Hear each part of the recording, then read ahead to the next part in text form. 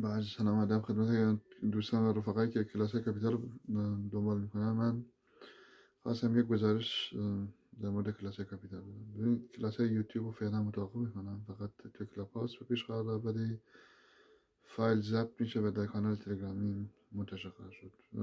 کلاس روز پنجشنبه رو به بخش کالا اختصاص میدم و بازخوانی فصل کالا تا جایی که امکانش وجود داشته باشه و کلاس ها رو به همین شکل ادامه میدیم، ولی 2 هفته یک بار.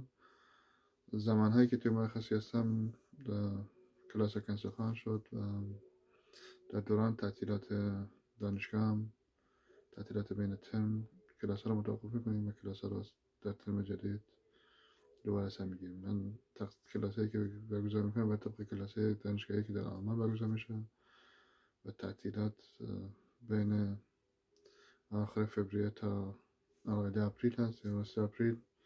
این فصل من قسمت بعدی رو آماده میکنم و قسمت بعدی رو در وسط اپریل دوباره سر میگیرم.